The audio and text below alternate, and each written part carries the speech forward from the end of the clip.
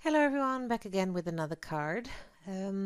This day I created a reminder for a challenge that I'm hosting for Art Journey this month, and in the prompt is squares, do something with squares, and I am creating a very nice butterfly card. I'm starting out with a background of Distress Oxide because I can't seem to stop playing with them. I do like them a lot. And I'm just creating a easy background with yellow, orange and a pink because I wanted quite a light background. I needed a background for my card and I needed a place to stamp my butterfly on and then use that. Again, this video is without editing, so you see that I leave some parts in that I would normally, like this, would cut, but I'm struggling with this new program that I have. Someone maybe works with Pinnacle 20, and you can give me some advice maybe. But I don't mind. It is a good video and it shows the process quite well. So, well, I might just decide to leave it like this. I am marking my card. This is the size that I'm going to work on. You know that I don't work larger than 7 by 7.5 by 12 and A2C size. I'm going to work in journals. I have done so, but not on video yet. It takes a little bit too much time in the editing and the cutting, and well, you know how it works, so I'm not there yet. Now I found out that this technique works very well to create a very nice and easy background. I'm inking up my Distress Oxide background with Distress ink, and this time I think I used squeezed lemon or mustard seed. No, it was mustard seed. And now I'm gently wiping with my baby wipe to create this beautiful background. Make sure you don't rub too hard. You will loosen up the fibers in the paper and it will become very ugly and it doesn't look pretty. So just gently wipe your baby wipe over the stencil. Now I'm using the stamping tool again to stamp my butterfly, and because it's a very detailed stamp I need to stamp it twice or 3 times to get a good impression. So you can see that it's not there yet, so I'm inking it up 3 times I think in total, and I'm using archival ink to do so. And I came up with this card in the middle of the night, and I woke up the following morning on a Sunday, last Sunday, and you can see that I am still in my nightgown.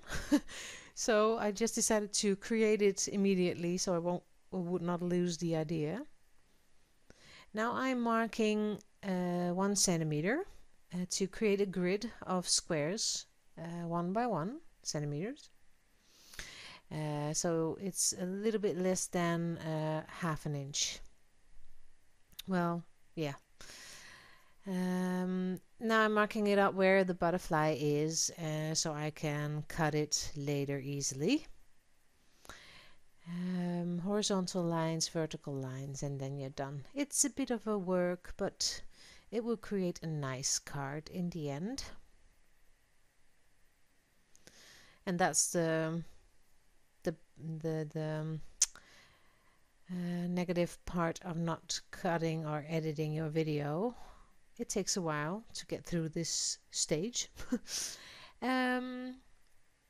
Now I'm cutting the back, and I really didn't know which way I would place my butterfly on my card and which part I would cut into little squares. So you see me mark my butterfly on where it needed to go on my card, and then I fussy cut the bottom side of that card. So I decided to cut the upper wings in little squares. Well, I thought about it at this moment, but then I changed my mind, and I'm just doing the upper left wing with little squares, and the rest is just plain butterfly. So I cut the whole butterfly out of that paper, and it's pretty as it is, but you know me, I like the fussy things, so I'm cutting that wing into pieces first, into strips, and so it's easier for me to cut squares and glue them down, and that's easier to do. So it's a kind of a puzzle. And then I thought I'm not going to fuss with the tips of the wings, just going to do some squares, and the rest is just going to be like a mosaic. Of course, using my black marker to mark my papers, and I'll mark the butterfly, and then gluing that one down, and then I can start with fussy cutting all my little tiny squares, and that's a lot of work.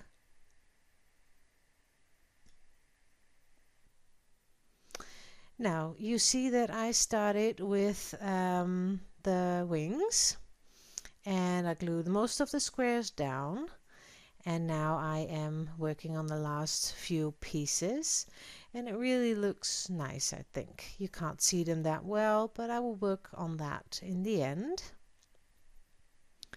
gluing them down, just marking every single piece, coloring the edges. That's what I say, marking all the time. I don't know why.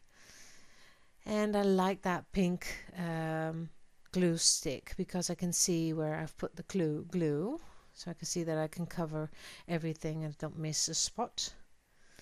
And at first I thought I would leave it that way and just do a black back, or back it with black cardstock, but I didn't have my cardstock with me, so oh well.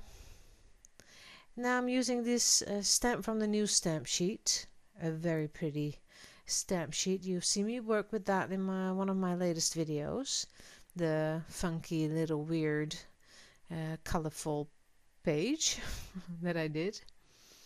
Now I'm stamping it 3 times because I want to use the words individually, and I want to cut them in a nice straight or a nice way, so I just choose the ones that I like the most.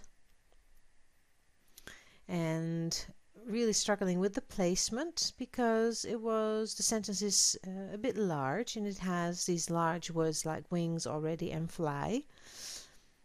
So I'm just thinking about the placement, and then I thought, okay, I'm just gonna skip your wings already exist, so I thought I'm just going to do all you have to do is fly.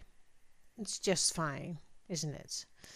So I do cut everything, but I'm not going to use everything.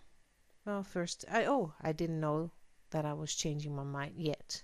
As you can see, already still there, but it was way too large. I couldn't fit them on my card. Well, not at that particular place on my card. So, and here I was thinking about how to use the sentence in a right way, but not to mess up the composition.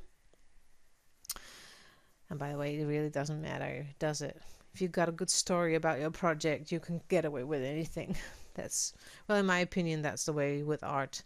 Just think about something, just create a nice story about your project, and it's just fine. So I just glue them down. I again use my marker, and then I glue it down. And here I decide to skip the words, and just all you have to do is fly. That's what I thought about doing. And that's just fine. It was a bit of a fussy thing to do. The words are so tiny, some of them. So first I thought this was done, but then I thought, I'm just going to use wings. It's such a nice word. It's a very nice way that it's written. And I thought, okay, I'm going to do wings, your wings, and then exists is going to go in an odd placement somewhere underneath the wings. You'll see, just like that, and then it's done. So using VersaFine black ink to go around the edges, and of course my line. And this time I like to use words when I do the black line, and now I write fly free, and then I go around, and then I start with always fly free. I thought that was a great way to end this page. Of course I need to just paint or color in the antennas, I think that's how you call them. Well, I think so. And then I'm almost done. So I'm just going to show you. And then I thought, oh, I need a little bit more interest. Need to emphasize the squares a little bit more. So I get in with a black Jelly Roll pen, and I go around all the little squares that I made just to make them stand out more. So I hope you liked it, everyone, and I thank you for watching and commenting, and I will see you next week, I'm sure. So I'm just going to show you what I did, and then I'm going to call it a day and say bye bye. Bye bye.